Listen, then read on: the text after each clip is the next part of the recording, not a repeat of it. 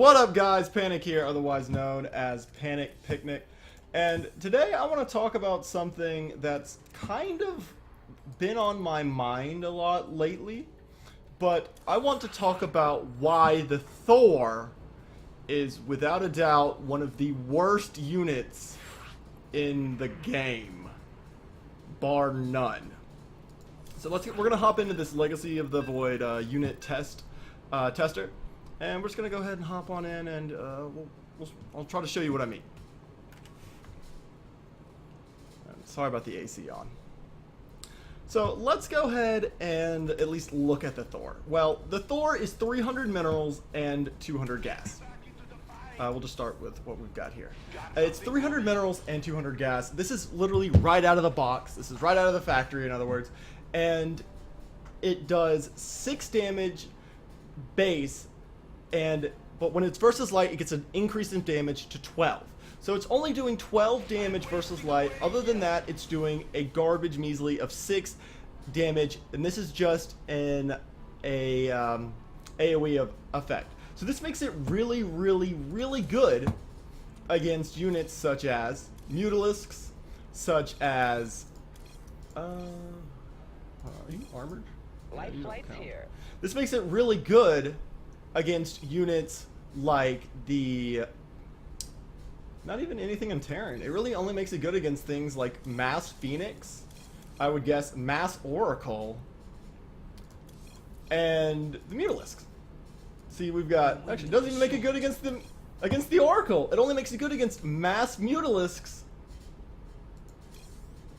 and Mass Phoenix. These are the only 2 units that this Thor, in its base form, is really good against. Granted, it does have an AoE effect, so it can mask them if they clump up.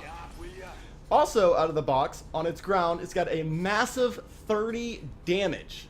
It does have it has 2 attacks, and it does have a weapon speed of pretty much about 1 second, or about 0.91, if we want to get technical. And that, I mean, that's pretty good, but again, it's very, very expensive. Again, with the price of 300 minerals and 200 gas.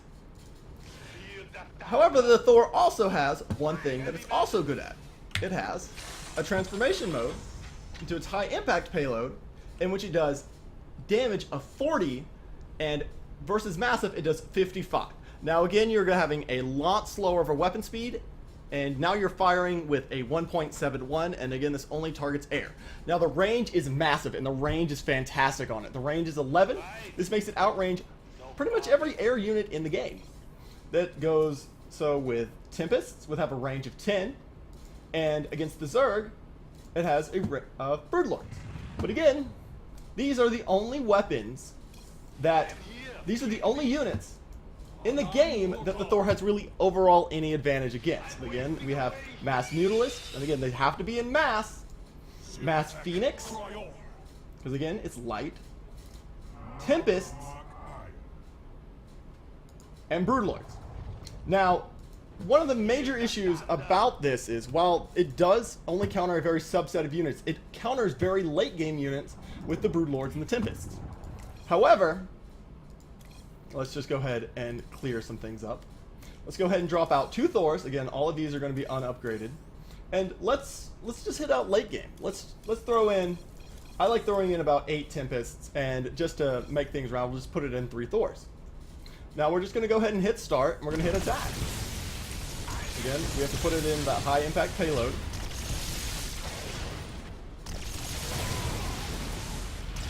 And again, we're just going to watch these Thors pretty much get wrecked by 8 Tempests. 8 Tempests is pretty much an amount you'll pretty much see in the late game versus Thors. So I would say that that's, I mean, in late game versus Protoss, so I'd say that that's at least quite comparable.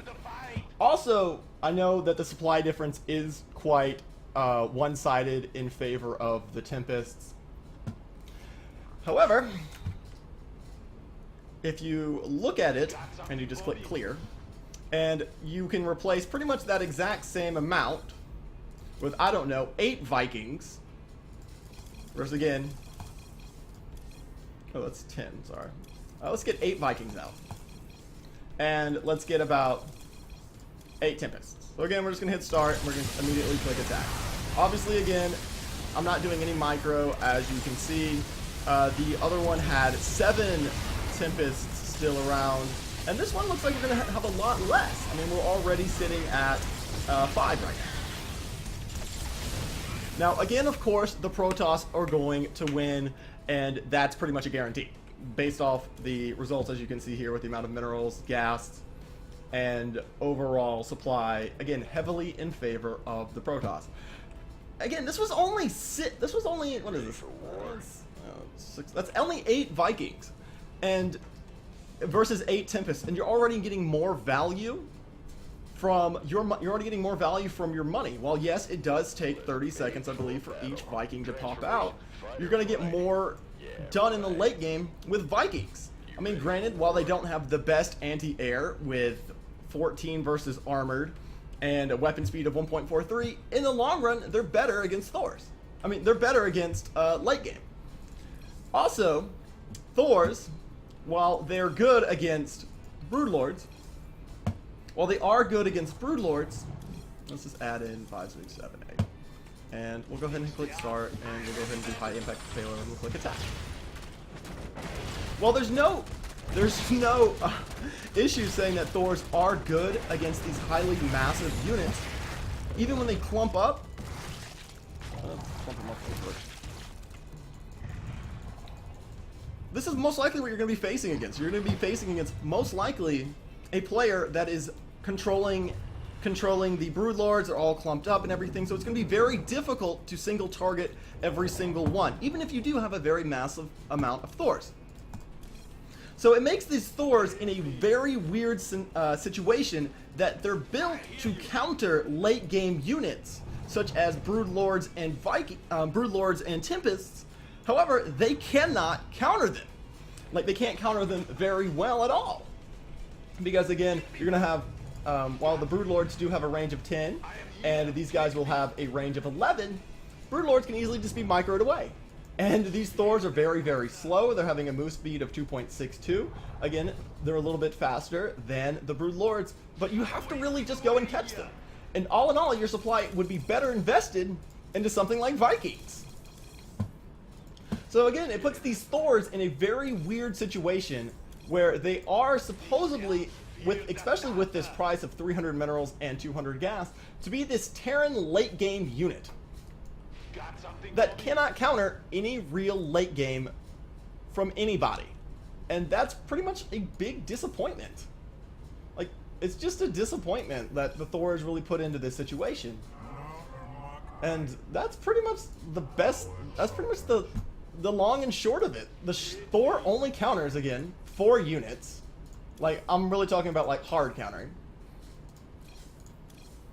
It only counters these 4 units. It counters, again, Mass Mutalisks, Mass Phoenix. It doesn't, supposedly Tempest and supposedly Broodlords, but they can't even do that well.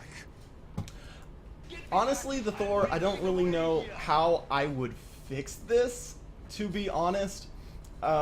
A big thing I would do is, if I were just going to go ahead and change up the Thor, I would honestly change their high impact payload to constantly do, instead of doing verse massive, I would have that damage be universal across the board, because their attack speed is quite slow on it. If you want to improve that balance of it, I would actually increase the weapon speed of this, so that way instead of it being a 1, I would actually lower it. So instead of it being a 1.71, I would increase it to maybe like 2 seconds.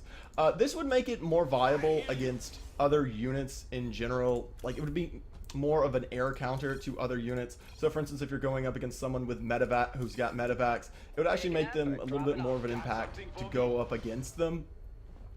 Also against Ravens, Liberators, which again, it doesn't even have an advantage against, and that's what the Liberators, I mean, that's what Thors should be able to do, is at least counter Liberators. I would just increase the damage of the high impact payload to make, instead of it against massive, but make it universal across the board. That would at least give the Thor more of a single target threat advantage. So against, it would actually single-handedly, it wouldn't counter every single air units like warp prisms, which are again very hard to counter against unless you've got Vikings or something in the air. But if you decide to go mech, it makes the Thor more viable. like against void rays and carriers and all of this. And, oh, I forgot, carrier is a massive unit, but and of course motherships. But that's really the best way I would go about fixing it. I would make sure I would keep the javelin missile launchers as really the universal of what they are, so it counters just clumped up early game like I would guess mid game units such as Mutalisk and slash early game slash Phoenix. That way you can at least shut them down. It gives you that option to choose for like an anti-air against clumped up units. Well, yes, this damage is quite low against regular units such as Corruptors.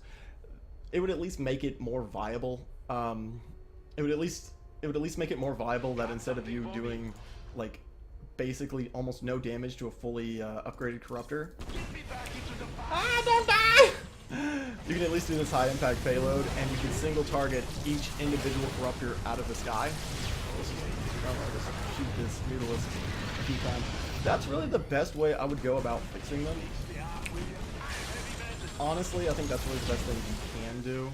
Other than that, my name's Panic Picnic. Make sure to like, comment, and subscribe. If you agree with what I'm saying, just let me know. If you disagree and you're absolutely in love with the Thor, just again, let me know. In my opinion, again, I feel that the Thor is it's classified as a late game unit that can't deal with late game threats, and even if you get it in the mid game, it can barely. I mean, the only thing it can really do is counter Mutalisks and Phoenix. That being said, make sure to like, comment, and subscribe, and I will see you guys at the picnic table. Have a great one. Bye.